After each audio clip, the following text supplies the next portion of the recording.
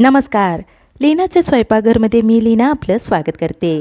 पावसाळा सुरू असल्यामुळे गरम गरम वाफाळलेल्या चहासोबत काहीतरी कुरकुरीत खावंसं वाटतंच, म्हणून आज मी तुमच्यासाठी अगदी विकतसारखी बटर चकलीची रेसिपी घेऊन आलेली आहे. चला तर मग आजच्या या छान अशा रेसिपीला सुरुवात करूयात.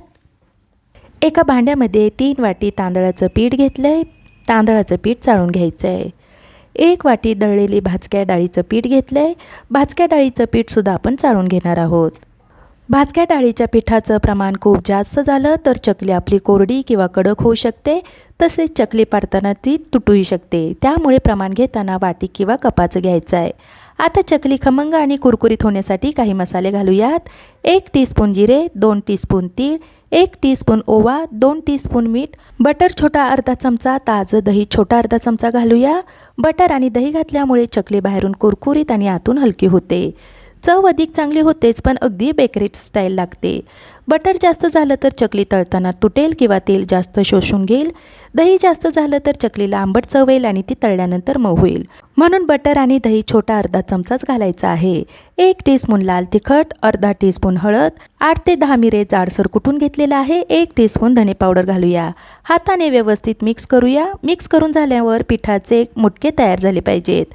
आता पीठ मळण्यासाठी साधं पाणी न घेता चांगलं खळखळून उकळलेलं पाणी घ्यायचं आहे.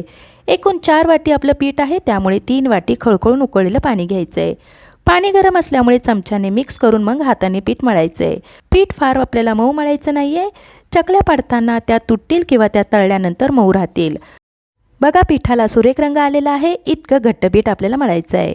चकली करायला घ्यायच्या अगोदर कढईमध्ये गॅसच्या मध्यम आचेवर तेल तापायला ठेवायचं आहे. पीठ आपल्याला भिजवत बसायची गरज नाही आहे, लगेचच चकली पाडायला घ्यायची.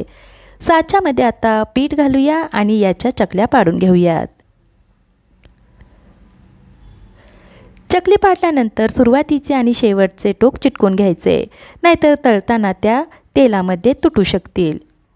एकदम 5-6 चकल्या पाडून घ्यायच्या आहेत.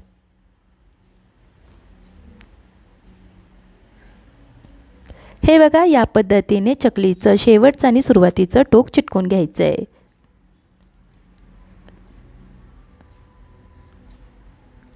चकल्या आपल्या पाडून झालेल्या आहेत. तोपर्यंत आपलं तेलही चांगलं तापलं आहे. तेल चांगलं तापलं आहे का नाही हे पाहण्यासाठी थोडा पिठाचा गोळा टाकायचा आहे. तो वर आला की तेल आपलं तापलं आहे असं समजायचं आहे. आता हळूवारपणे एक एक चकली तेलामध्ये सोडूयात. तेलाच्या प्रमाणात चकल्या तळण्यासाठी टाकायच्या आहेत. तसेच चकली तळण्यासाठी गॅसच्याच मंद ते मध्यम ठेवायचे. 7-8 मिनिटांनंतर चकली आपली दोन्ही बाजूने छान तळून झाले. चकली तेलामध्ये सेट झाली की मगच पलटून घ्यायची आहे बरं का.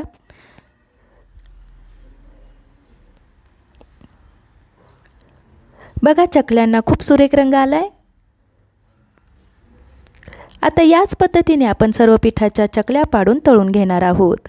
अगदी विकतसारखी लागणारी बटर चकली खाण्यासाठी तयार झालेली आहे. सर्व पिठाच्या आपल्या चकल्या पाडून तळून झालेल्या आहेत. चकली तुम्हाला मी तोडून दाखवते. कमी तेलकट आणि कुरकुरीत झालेली आहे. संपेपर्यंत ही अशीच कुरकुरीत राहणार आहे बरं का. ही बटर चकली हवाबंद डब्यात 15 दिवस टिकते. तयार झालेली बटर चकली तुम्ही चहासोबत स्नॅक्स म्हणून खाऊ शकता. जर मुलांच्या डब्याला सुका कुरकुरीत खाऊ द्यायचा असेल त्यासाठी सुद्धा तुम्ही अशी चकली बनवू शकता.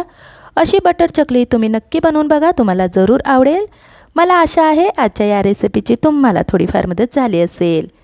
आजची ही रेसिपी तुम्हाला आवडली असेल तर लीनाचे स्वयंपाकघर यूट्यूब चॅनलला लाईक, शेअर आणि सबस्क्राईब करायला विसरू नका. पुन्हा भेटूया तशाच छानशा नवीन रेसिपीसह. तोपर्यंत धन्यवाद.